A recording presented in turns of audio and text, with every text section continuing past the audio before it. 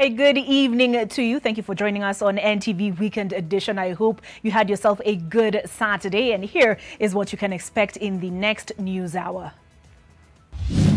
Tonight, the ministry has now revised the duration between the administration of the first dose and the second dose of AstraZeneca vaccine from 8 to 12 weeks. In the face of vaccine shortage, government now considers remedial measures. The task force that I chair is going to lay out strategies for multiple vaccine introduction. Also tonight, just who is fooling whom? Your own individuals, NEMA, they are the people playing this politics. Give the details to the speaker so that he can pass it to investigative agency. Blame game in NEMA and London distillers pollution case continues. Plus, the other victims of the pandemic. Baada ya shule kufungwa, nilipata mimba, alafu nikakaa nyumbani.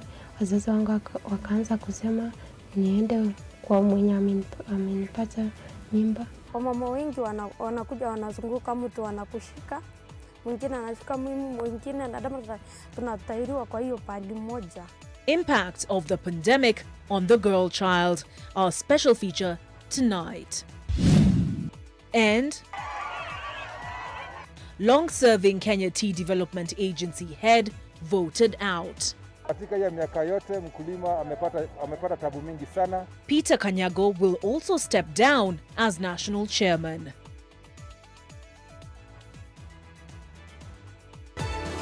This is Weekend Edition with Olive Burrows.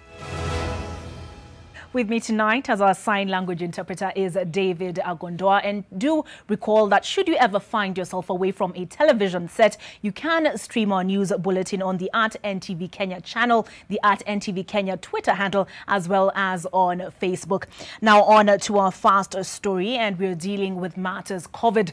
The government has revised the timeline for receiving a second shot of the AstraZeneca vaccine by 4 weeks, and that is due to a delay in procuring the second consignment.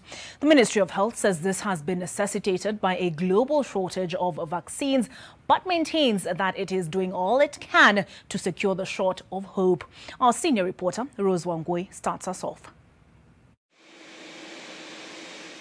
Kenya was expecting some 2.5 million additional doses of the AstraZeneca vaccine from the COVAX facility in May.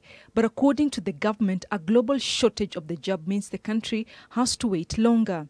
With this in mind, the ministry has now revised the timeline for those awaiting a second shot.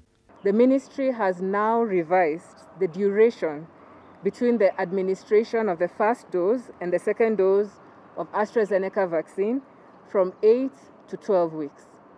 Again, let me repeat that we have revised the schedule of administration of the second dose from the initial 8 weeks to now 12 weeks. According to the latest data, some 822,651 individuals have received the first shot, among them health workers, security personnel, teachers, and those aged above 58. They were to receive the second shot early next month. Kenyans who got vaccinated on the first week, around 5th of March, probably got a message telling them that they should come around the 5th of May. That's at week 8. Now we are telling you that we have shifted that date by 4 weeks. So if your message was coming in on the 5th of May, you count another 4 weeks, and of course we shall be able to communicate with you and give you your new date of your second vaccine. The Ministry of Health is in the process of securing Pfizer and Johnson & Johnson vaccines to complement AstraZeneca. Pfizer and Johnson's will come to vaccinate other Kenyans. And from Monday, the task force that I chair is going to lay out strategies for multiple vaccine introduction. In Kenya, we all got our AstraZeneca dose, those who managed to get the first dose. It doesn't mean that you're allowed to mix. You cannot get AstraZeneca today and then 12 weeks later go and get Pfizer. Kenyans have been trooping into inoculation centers, but the biting shortage means some are turned away. The government is calling for patience. I want to assure Kenyans that we are doing everything possible to address the delays in the delivery and to ensure that the second dose is administered as soon as possible. And we are anticipating another delivery of close to 2.5 million doses from COVAX. who tell us that yes, there may be a delay in shipments, and we are hoping that these will come through in May. Rozongoi, NTV. It's worth taking note that the Ministry of Health has clarified and that it goes against vaccination protocols to mix two brands. Let's now take a look at the latest COVID numbers. And in the last 24 hours, the positivity rate has gone up from 11% to 12.4%. This is after 1,153 Kenyans tested positive for COVID out of 9,316 tested.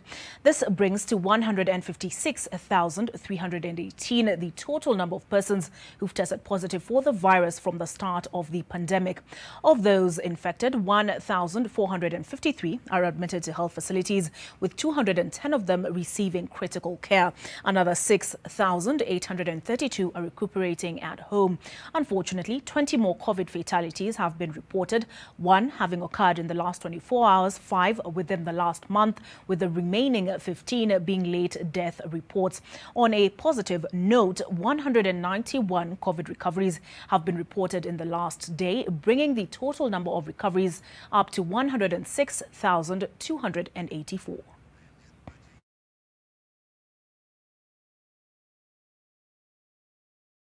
We move on from matters of COVID on to matters of BBI, and the proponents of the Constitution of Kenya Amendment Bill 2020, popularly known as the BBI Bill, find themselves in a legal quagmire. And that is over the proposal to create an additional 70 constituencies.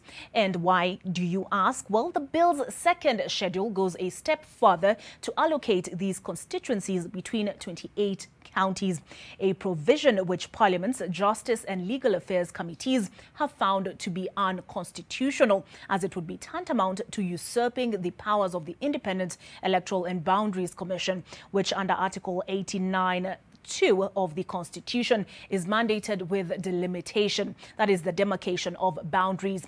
The report says that by determining the location of the 70 constituencies, the BBI bill circumscribes the powers of the IEBC, that the Constitution outlines certain administrative processes such as public participation before the delimitation of boundaries can be carried out. And another reason the committees give is that the protection of certain constituencies in perpetuity defeats the constitutional imperative that the boundaries be reviewed every 8 to 12 years. There is, however, a minority report that has been put forward by Nairobi Senator Johnson Sakaja, who holds a different opinion. He says the second schedule cannot be amended or separated from the BBI bill, as it is part and parcel of the BBI bill, which was considered in its entirety by the over 1 million who subscribed to the bill, as well as the county assemblies. Sakaja gives these reasons. He makes the case that the second schedule only seeks to allocate the constituencies and not delimit them.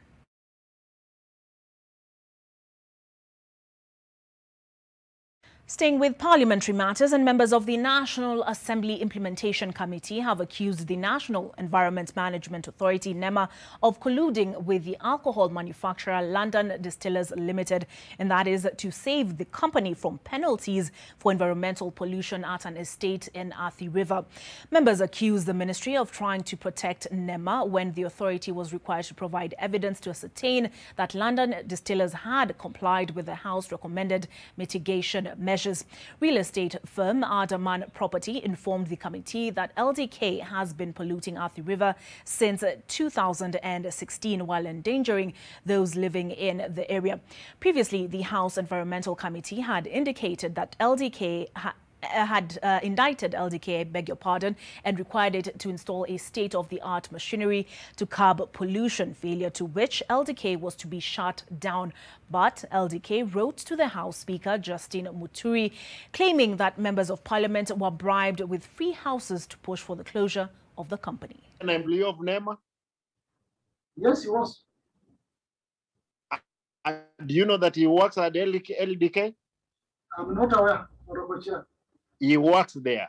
Therefore, it's a clear indication, and that's why we have doubts. Your own individuals, NEMA, they are the people playing this politics. This predetermined sample collection point has led to the results that we currently have, showing that LDK is compliant, yet we would know that During the times when they are not being assessed, then you'd find that actually there is a problem within the Athi River area. But I take an exception to the honorable member who is saying that we have come here to lie. We don't lie to Parliament. But now, serious, with all due respect, I think NAMA can speak for themselves, because if the supervising ministry, how can be the supervisor and at the same time NAMA? NEMA is taking us in circles.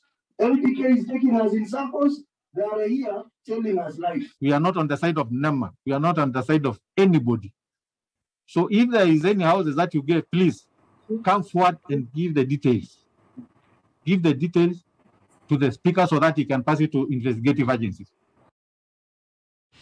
The curtains have come down on Peter Kanyago's 26-year reign as chair of the Kenya Tea Development Agency. Kanyago has been voted out in zonal elections, meaning he has to relinquish his national position. His long reign has been marred by controversy and the exploitation of farmers, which prompted President Uhuru Kenyatta to intervene. Melita Oletenges has that report. A joyous ending to the Mumbuini zone elections in Nyeri County. Tea farmers celebrating the ouster of Peter Kanyago, who has been the national chairman of the Kenya Tea Development Agency for 26 years. Kanyago lost to Mark Mwangi, who garnered 235 votes in the zonal poll. This loss means he now has to step down as the national chairman. According to KTDA rules, one must be a zone director to be elected chairman. Alituambia sisi tutakuwa tukichuna machani, tutakuwa tunavaa, tutakuwa tukivaa suti, lakini tunaona suti yake ni inaitwa aje? Si hata ni uchi hatuna nguo. Katika hiyo miaka yote mkulima amepata tabu mingi sana. Mkulima amekuwa fukara, amekuwa enslaved, hana malisho, hana pesa. Kwa hivyo tumefurahia because sasa tutapata uongozi mpya katika KTDA. KTDA has been rocked with controversy over the years. Key among them, reported exploitation of farmers. It is due to the incessant wrangling that President Uhuru Kenyatta issued an executive order on the revitalization of the tea sector, which ordered an audit on KTDA. The order reads in part, the Attorney General is directed to conduct an inquiry into the alleged statutory and regulatory compliance breaches allegedly committed by KTDA and or its directors, including potential price and auction manipulation, abuse of dominance, insider trading, wastefulness and breach of directors' fiduciary duties. KTDA went to court to stop execution of the order by the Attorney General. The President has no iota of justification in law in seeking to interfere with KTDA's lawful business, affairs and internal management. The agency's application reads in part, only a week ago, police officers stormed the agency's head office along Moi Avenue in Nairobi on orders from the court, reportedly to collect files from the systems. Independent elections was therefore the option for farmers opposing the KTDA-run elections, since factories are registered as limited liability companies and shareholders have a right to hold their elections and file returns. The government has also recognized the new directors, but KTDA may yet head to the courts. We have been assured by our lawyers we have not broken any law and we are doing this legally. Kenya is a leading exporter of black tea, accounting for nearly 20% of total global exports. The crop is Kenya's third largest foreign exchange earner, with the sector supporting over 6 million people. It is the end of an era for a man whose tenure as the chairperson of KTDA for the last 2 decades has been marked by dwindling returns for farmers. The votes not only signifies change, but also faith in new leadership in turning around their economic fortunes. Melita Oletenges, NTV, Chinga, Nyeri County. Kenya's Peter Mathuki has officially taken over as the Secretary General of the East African Community, replacing Burundi's Liberat Mfumukeko, who has been in office since 2016. But as Victor Kiprop now reports, Mathuki is taking over at a time when the bloc is facing multiple challenges, including the COVID-19 pandemic, empty coffers, as well as endless trade wars among member countries. Dr. Peter Mathuki, the 6th Secretary General of the East African Community, is no stranger to East Africa's journey of regional integration. The region is facing multiple challenges, some of which have whittled down the gains made by the partner states over the years on economic and social dynamics. The key challenges, as you all know, include the COVID-19 pandemic, elusive peace and tranquility in some of the neighboring countries, reduced levels of intra-EAC trade, COVID-19 pandemic in particular, has disrupted livelihoods, negatively impacting the economies and economic growth. For the immediate former East African Business Council Executive Director, his biggest headache will, however, be the financial constraints due to the delayed contribution by member states and donors cutting funding and the endless trade wars between member states over the implementation of the common market protocols and the common external tariff. I firmly believe we cannot attain sustainable regional integration if partner states do not urgently remove non-tariff barriers and inconsistent laws that frustrate integration and investments. Therefore, I keenly look forward to facilitating the operationalization of the amended EAC Elimination of Non-Tariff Barriers Act and EAC Trade Remedies Committee to handle disputes. The admission of the Democratic Republic of Congo DRC will also be on top of his cards, as well as resolving issues of infighting among EAC organs. The people of East Africa want to be part of the process rather than perceiving it as more of a relationship between partner state governments.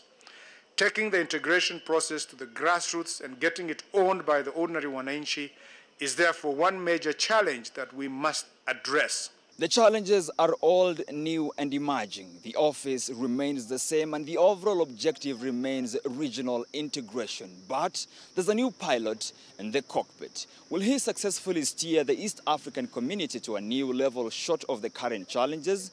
We'll get the answer in the next 5 years. Victor Kiprop, NTV, Arusha, Tanzania.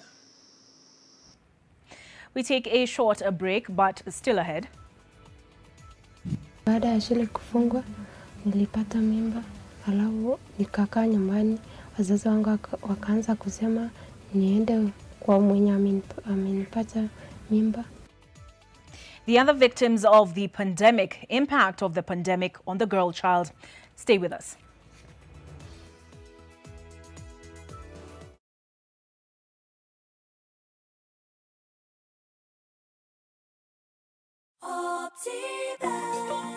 Wow, it's been 20 years of transformation with Optiven, from communities to environment to properties. Victory Gardens Kitengela. Aha, Garden of Joy Machakos. Wow, Amani Ridge, the place of peace Kiambu. And now to our brand new gated community project, Happy Gardens in Kitengela. You matter to us. Pay 800K on any of our projects and get 20K cashback. Pop. Call us now on 0790 300 300. Innovation and entrepreneurship thriving. I see young Kenyans remaking the world around them, creating lasting solutions to tomorrow's problems today. And I see women just like me at the heart of this revolution. And while others might see symbols and numbers, these girls see the language of the future. My name is Dorcas Owino, and I am a co-director at Lake Hub.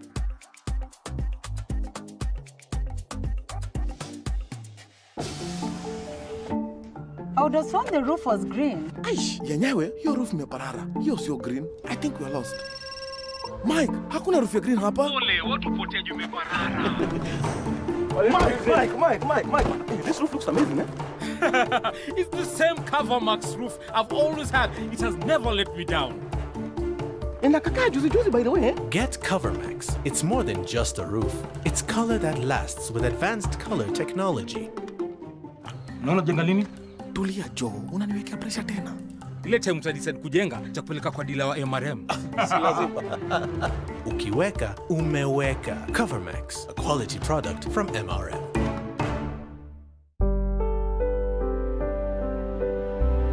What is family? Family is a solid foundation to build on and a strong pillar to lean on. It is believing in each one of us for the betterment of all of us. Family is working together today to win together tomorrow.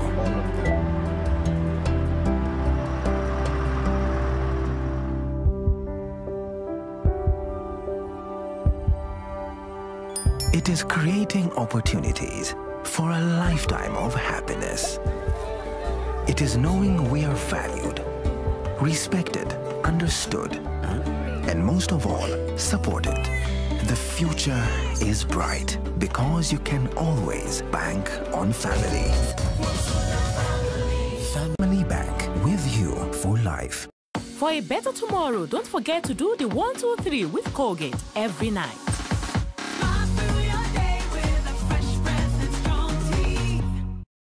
No matter what's going on in the world, there's one place you can go to stay up to date with the latest global news.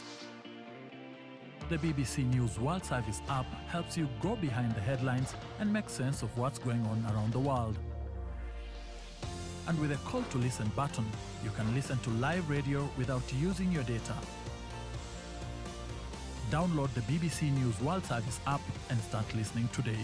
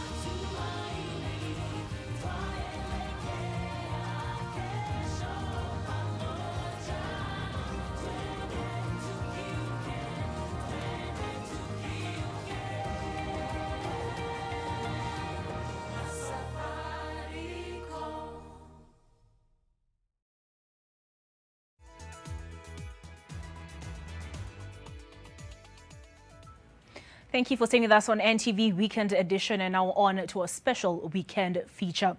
When COVID-19 struck in early 2020, many charities and rescue centers shut down, exposing several orphaned and vulnerable children to danger. In Doldol area of Laikipia County, a safe haven for girls fleeing early marriage and female genital mutilation closed temporarily, and the girls were sent back home. Child rights activists say perpetrators took advantage of the call to stay at home to commit acts of cruelty to children. Rose Wangwe was in Laikipia and filed this report.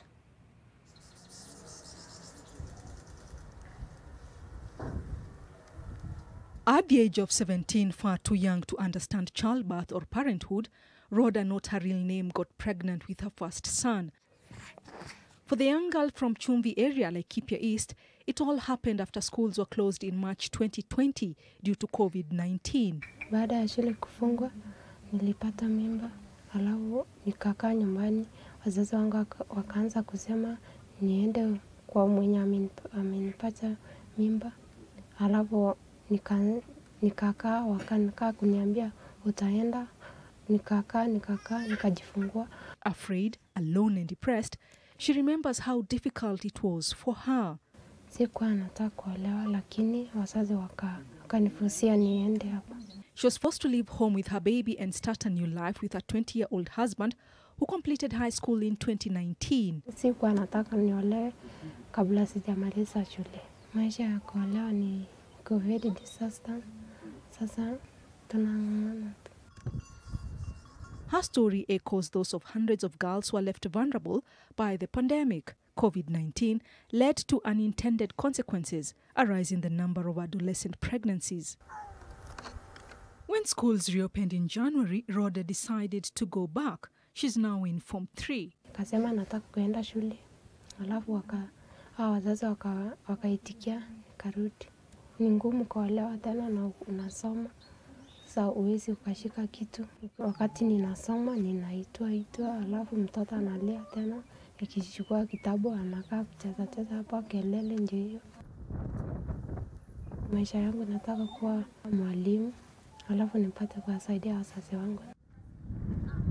Since the outbreak of COVID-19, the government ordered charities to shut down rescue centers to ensure compliance with social distancing measures, leaving many girls vulnerable to the very ills they had escaped from. With schools closed for a period of 9 months, some girls were subjected to the cart. Others were married off. In Doldol, Laikipia County, the One More Day Girls Safe House provides refuge to girls who have fled forced marriages and female genital mutilation. The institution was started in 2011. COVID-19 brought sudden changes across the world in 2020, and the rescue center had to quickly adjust and temporarily close down. 16-year-old Betty, not her real name, is among 50 girls that currently call the institution home. Confidence radiates from her eyes, but just 5 months ago, she wasn't sure if she had much of a future. Betty ran away from home in 2012 and sought refuge at the shelter after her father decided she was ripe for marriage. The rescue center is a safe haven for her, but when it was shut down due to COVID-19, she was forced to go back to her home in Kipsing. Wasasi walikuwa nataka wanikekete alafu waniitie mzee anioe. Na siku anataka kuolewa juu nataka kumaliza masomo yangu nikuwe mtu wa maana baadaye. Baba alikuwa anataka nikikete na mama hakuwa anataka mimi niache shule. Sasa baba alikuwa na hiyo mfurugano akipiga mama akisema hapana, yeye anampiga hadi kuna siku alimpiga hadi akalazwa hospitali, alimpiga kichwa hapa akamkata. Betty was in a dilemma. Na siku analala nyumbani, nilikuwa natoroka kwenda kulala kwa yenyewe. Siku nyingine nalala kichakani hadi nikaamua kutoroka kwenda mahali ingine kwa sister yangu. Huko ndio niliweza kwenda kukaka na nikapigia mamele nikamwambia penye mambo yaliendelea, na akaniambia tafanya juu chini ili tuweze kurudi huko. Sikukuwa na fare yote, nilitembea miguu siku 2 kuanzia Kipsing hadi huko. Njia ni ndefu na hadi kuna ndovu, kuna wanyama wengi sana. Sikuweza kupata usaidizi yote njiani. For now, Betty is happy to be back at the rescue center. My future is to be a doctor. So, nang'ang'ana sana juu nataka kusaidia wasichana wengine wenzangu wenye huko manyumbani. Wenye waliteseka kama mimi na wenye bado wanateseka. So, niko hapa kusoma, ndio maana sitaki kurudi nyumbani.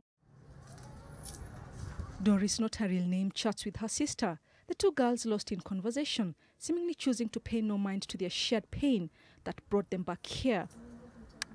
Being in school offered Doris and her sibling a sense of security, but schools closed. The two sisters feared they could not this time escape the cart, and they didn't. Tumeenda nyumbani, tukalala tu hiyo siku moja, siku ingine tunastukia watu wamekuwa wamejaa nyumbani. Kesho asubuhi tunastukia mama anatushika. Tulikuwa na namba ya Mama Helen, lakini hapo haikuwa na network ya kupiga hapo, na haikuwa na polisi. Wamama wengi wanakuja wanazunguka, mtu anakushika, mwingine anashika mimi, mwingine na tunatairiwa kwa hiyo pali moja. Kwa uchungu sana, na huyo mama alitukata hata vibaya sana. Wakati tena tulikuwa tumekaa nyumbani tunaambiwa kuna tena kama one more day itafunguliwa, tutaolewa tena.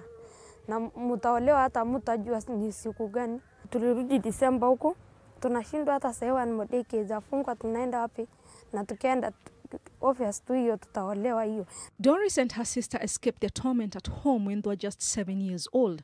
It was a long trek from Oldonyiro to Doldol, surviving on just water to escape a forced marriage. Sisi tulikuwa tunatoroka, tulikuwa tunajua tunaenda wapi. tukalala juu ya mti, asubuhi tukaamkia, mtu atakuwa karibu kuzimia juu ya njaa tu. Through all the hardship, they still hope for better days. Margaret, whose name has been changed to protect her identity, has lived at the rescue center for 5 years. Her father had tried to get her to undergo the cut. With the shelter temporarily closed, Margaret in March of 2020 had to go back home, back to her persecutors. Sasa nilienda nyumbani, sasa watu wakaanza kusema wanaenda kukeketa wasichana. Yaani wanachukua wasichana wakiwa watu wengi, wasichana marelative tu, wanachukua wanaenda kutairi mahali mbali sana huku Samburu chini. Baba ndiye alikuwa ni mkali sana. Sasa niende alisema nikekete. She was determined to leave her nightmare behind and chase her dreams. Wakati sasa watu walikuwa napangiwa kesho kufanya sasa hivi, nikatoroka hiyo jioni. Nikasema hata kama nitaenda kukuliwa na wanyama, ili niende nikuliwa na wanyama, but mimi siwezi fanywa hivi. Kulikuwa na giza mwingi sana na tena ni msituni. Nikapatana na ndovu. Akasema ndovu unataka kusema ndovu itaniulia hapa? Si mimi nikang'ang'ana kwa anti yangu nilifika saa 10 ya usiku. Against all the odds, she has survived. Wasasi tu wanasema kwa tutamlaani. Mimi sikujali. Mimi nikakuja kama laana itanifuata, wacha inifuate. For the girls, the rescue center represents safety and a hope for a better tomorrow. Nataka nikae huku, nisome, nijue ficha yangu. Nikikumbuka sasa nyumbani na hizi vibaya sana. Hata siwezi tamani sasa niende nyumbani. Kama sio masomo, hiyo maneno yote ulipitia itaendelea kuwa mpaka. Helen Gadhogo is the founder of One More Day Safe House, ndio uweze kumaliza ile uliona. A home for young girls subjected to female genital mutilation and early marriage and robbed of their childhood and dreams. Since it started in 2011, the rescue center has rescued more than 1,000 girls, providing them with shelter, food, clothing, education, counseling and healthcare. Though the practice of FGM was criminalized in Kenya in 2011, thousands of families still perform it to date, especially in rural areas. The closure of schools and rescue centers created a ripe environment for the illegal practice to continue. In pastoralist communities, FGM transforms girls to women who are then married off in exchange for livestock. When they went home for almost a year, a lot of them, about 70% of them came back when they were cut. And others are going through trauma. Right now, we have engaged a special person to do the trauma counseling. We lost 11 girls to pregnancy. So we don't even have some girls. We can't even locate where they are right now. Our hard work, and you see, we were progressing well. We've built the house. They are almost good girls. They are almost blossoming and kept crumbling down. We are now starting scratch. I've just rescued one girl. This girl has run away about 15 kilometers to this place. She's limping, she's emaciated, she has never been in school. She had been cut. It is so sad that the cutters are back, the FGM is back, despite the presidential directive that this be over and finished before 2022. Right now in my village here where I am, the cases are happening at 99%. The chiefs in the locations, all locations of North, they are aware and they know who and when the FGM is happening. So I totally believe the Nyumba Kumi, the chiefs, and then now the police officers, if everybody was doing their bit, they know it is not right, but they can't report because they don't want to be seen like they are betraying anybody or anyone in the community. After rescuing, then there is nothing happening as when it comes to arresting. Why? Because of maybe culture and also the terrain. Because once they do that, they run into the forest. I personally reported 2 cases of early marriages. The father of the girls, yes, he was arrested. It didn't go anywhere because we were told we didn't have it, we didn't bring evidence. We should have brought the Morans who married this girl. Where will we get the Morans? It is the work, it's the arm of the government to know where those Morans are and bring them to book. Carol, not her real name, is picking up the pieces of her broken childhood. She is the latest addition to the numbers at the rescue center. At the tender age of 14, she was married to a man thrice her age.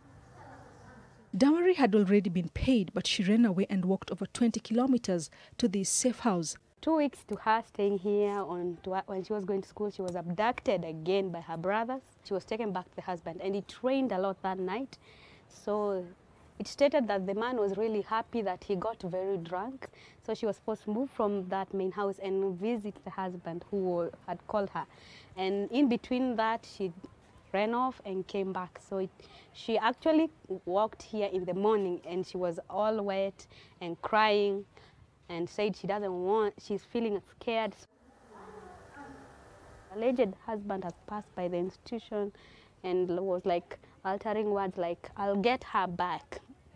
The police have said that the guy cannot be found and they are looking for him, so we are awaiting that. The brothers were shooting in the institution, so we added one security at night. We followed up the case to know who was involved, and we reported everything. Data collected from local health facilities shows a worrying rise in pregnancies in girls aged between 10 and 19 years. By June 2020, a record of 678 pregnant girls within this age bracket attended antenatal clinic in various health facilities in Laikipia North. Laikipia North has the highest burden of teenage pregnancies with a rate of 57.4%, surpassing the county average of 27.1%. Laikipia West is second at 24.7%, while Laikipia East is at 15.1%. Some girls have now dropped out of school. We had made such gains, and it is the whole system of it, from FGM, from reducing or eliminating early marriages. Now, what is happening, when all the kids are back home, then those old traditional cultural things will catch up with us yet again. I think that we will, on the social side, maybe we will lose as much as 5 to 10 years in terms of the changes that had begun to take place. Right here in Chumvi, one successful case of a defilement case that is successful. An adult defiled a minor, and this case right now is in court. So if this is a sign of things to come, then we are heading somewhere and things are turning well. We cannot do the advocacy because of the protocol. We cannot bring people together. Because we have a lot of teenage pregnancies which are coming from teenagers themselves. We are having some girls who went back to school, and they are going to school while coming from their husband and going back. And my prayer is for the judiciary to consider bringing a magistrate court down here instead of a mobile court. It's the highest time that we have it here, a children's court, to be closer to this facility. Anti-FGM activists like Helen Gadogo are determined to turn the tide, but much more needs to be done as the pandemic threatens their hard-won progress. Ruzongoi, NTV, Doldol.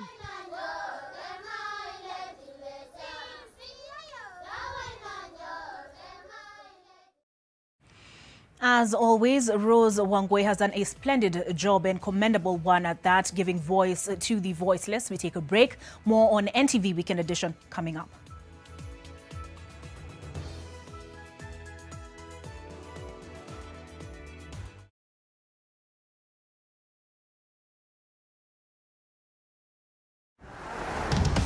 This looks different. It is. See for yourself.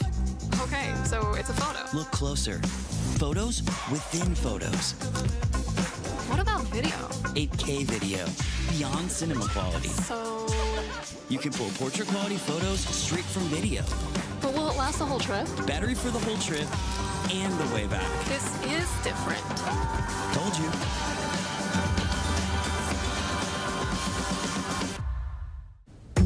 If there's one thing that all soaps do, it's wash. From buckets to basins, bathrooms to streams, and everything in between. Oh, all soaps wash. Yes, but Protex is different. Its reinvented formula with flaxseed oil boosts your skin's natural anti-germ defenses by 10 times more, protecting you against 99.9% of germs. So what keeps us healthy? Protex. Protex. Good health starts here. Hii ng'ombe ni yako. Asante. Hii ng'ombe itatoa maziwa mengi kabisa. Sasa shida ya school fees imeisha. Jen, chukua hii. Hebu nikuulize, hii maneno nasikia ya bima ya elimu inaweza kuwa namna gani mtu anachukua? Process ya kuchukua insurance cover yote ni rahisi. Hata niko na cover ya gari yangu. Kwanza unajaza proposal form kama hii na uijaze wewe mwenyewe. Na kama haujui kusoma, uijaze na mtu unayemwamini. Hakikisha ile majibu umepatiana ni sahihi na ni ya kweli. Pia dhibitisha insurance cover imeangalia maslahi yako. Na usiwahi sign proposal form ambayo haijaandikwa kitu chochote. Pia ukumbuke kujitolea photocopy yako. Oh, sasa wacha nianze hiyo process. By the way, ukisubmit hiyo proposal form, uhakikishe umepatiwa policy document. Uisome na uielewe. Hiyo ndio dhibitisho ya kuwa una bima. Asante sana. Ujumbe huu umeletwa kwako na IRA. Buda uliochile game ya jana. Aisi walishindwa. Buda, tutamaliza bundles. Kwani utapataje makastomero? Kuna data save Buda. Cheki, wewe ndio kusema kwa data yako. Mimi naitwa Zuri kutoka Safaricom. Tumia data save kupunguza speeds ukijibamba na highlights za game. Kisha ongeza speeds wakati wa kuteka customer. Dial *544#. Select 8 for bundle management, then 2 for data save. Select 1 if you want to save bundles by reducing your speed, or 2 if you want full speed for faster downloads. Jichanue and take control.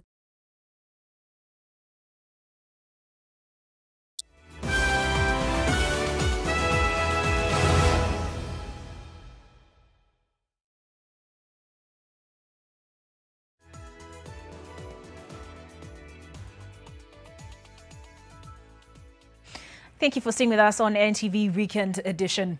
Nation Media Group's Churchill Otieno has been re-elected president of the Kenya Editors Guild for a second term. Churchill was unopposed in today's election held during the annual general meeting conducted virtually. Churchill, who is the head of learning and development at Nation Media Group, will be deputized by Zubeida Kome of Standard Media Group. Meanwhile, the new KEG Executive Council member for television is Joseph Bonyo from Royal Media Services, while Ruth Nesoba of the BBC World Service retained her position as a Radio Council member. The new Executive Council member for television is for print, is Linda Back from Standard Newspapers, while Professor George Nyabuga came in unopposed for the academia. Nation Media Group's Pamela Situni, Arthur Okwemba and Masai Martin Ndei are the new trustees of the Editors Guild. The new office bearers have committed to champion for media freedom, journalist integrity, as well as balanced editorial choices. The new KEG leadership will serve a 2-year term. The leadership has emphasized the need to protect freedom of the media as the country approaches the next general elections.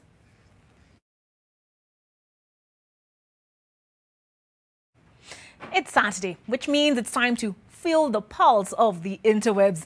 It's been a week of plenty, from several hours stuck on the road in the dead of night due to curfew enforcement to the promise of a revolution from the irate tweeps. Our digital reporter did some digging.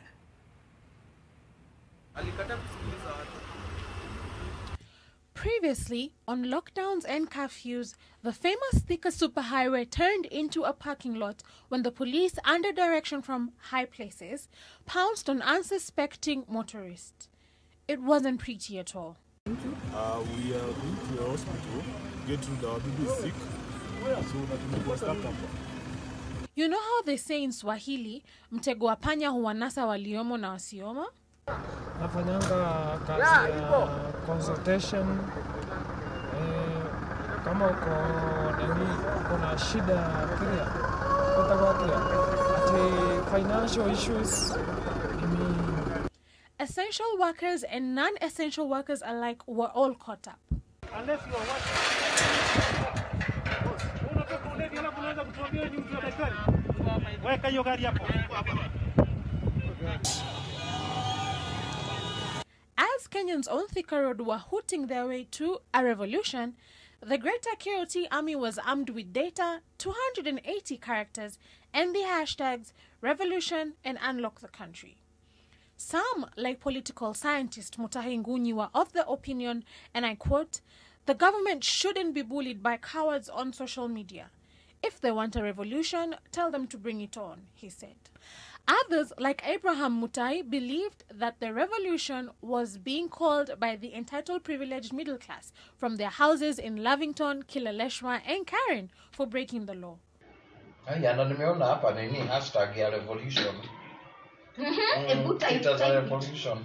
Wacha ni retweet. Revolution now. Revolution, we need a revolute. Put and right.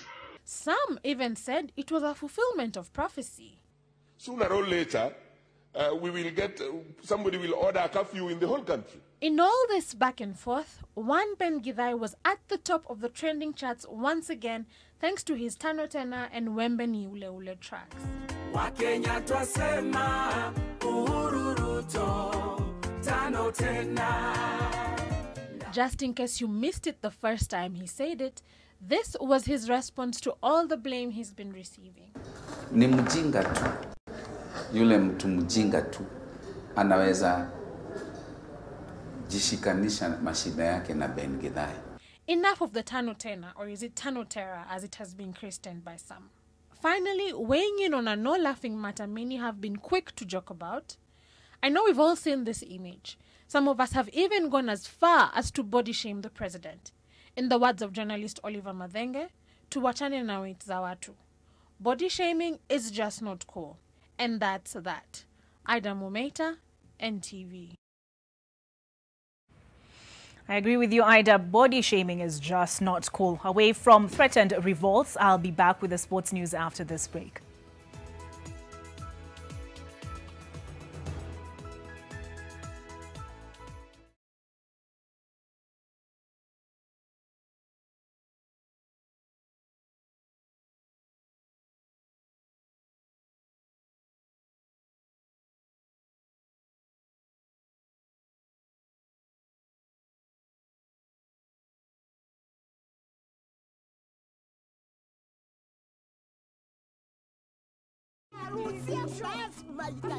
Piga Brian record tustrimiwe du. Nasema Safaricom iko na 500 MB free kila siku. Sasa tunaweza kustream hiwe du. Hi Shosho. Get 500 MB free kila siku and never miss a moment.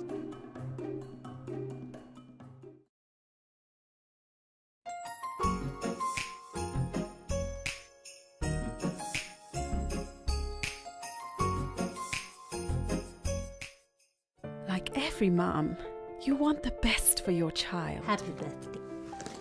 You make sure she knows the joy of sharing happy moments with family. And when everything comes together, you above all others will share the taste of success with her. Blue Band tastes like mama's love. Wow! It's been 20 years of transformation with Optiven, from communities to environment to properties. Victory Gardens Kitengela. Aha!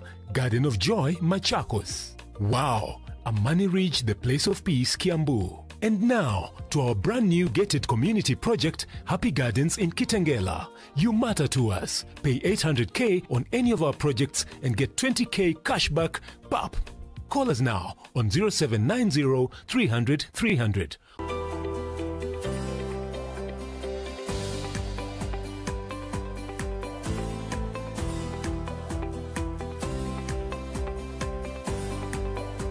Brookhurst International School welcomes parents to enroll their sons and daughters for April and May 2021 intakes. Class 8 graduates, enroll now to realize your dreams. Call us and visit our website for more information. Brookhurst International School, dedicated to excellence.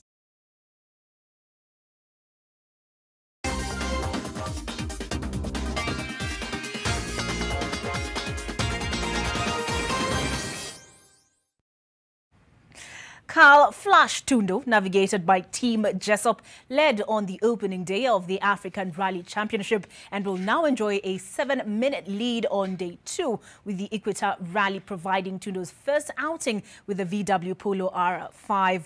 The Sleeping Warrior stage proved to be difficult to navigate for several drivers. Veteran rally driver Ian Duncan's Nissan 240 TRS failed to start for the second loop, which saw drivers Takolel Mentaita, Soesambu and Sleeping Warrior twice, while the Kenyan duo of Onkar Rai and Baldev Chaga hit rocks that damaged their cars. Crews will cover 11 stages of a total competitive distance of 206.72 kilometers between Saturday and Sunday. The event, which was graced by President Uhuru Kenyatta, is a precursor for the much-awaited World Rally Championship Safari Rally scheduled for June of this year. It's pretty wet. I enjoy wet rallies. Yeah, and I'm enjoying the car now. Getting the hang of it.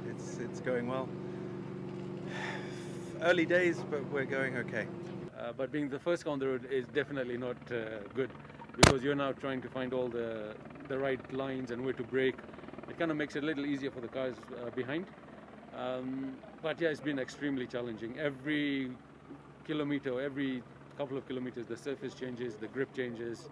It's really a challenge. And we also managed to get a double puncher at the end of the first stage, which we drove on. Carl Flash Tundo living up to his nickname.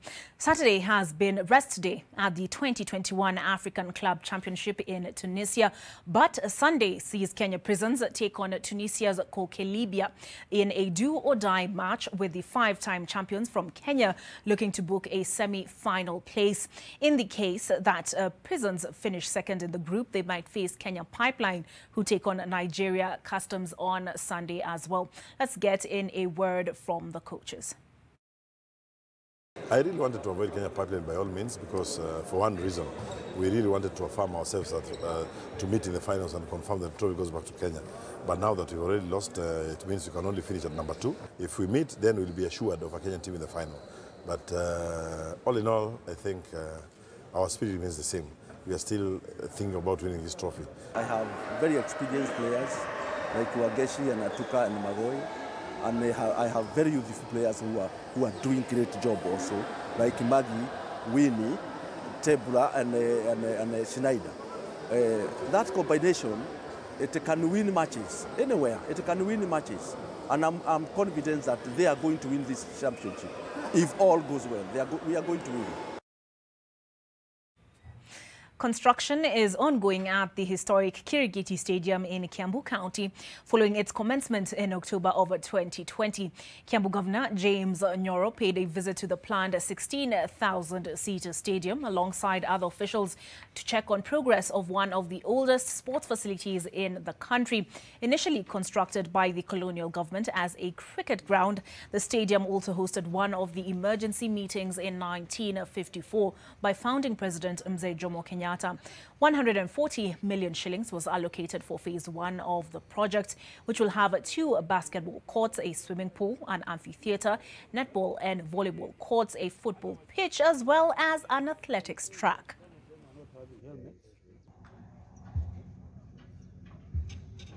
Kuja ili tuanzishe kazi ya drainage.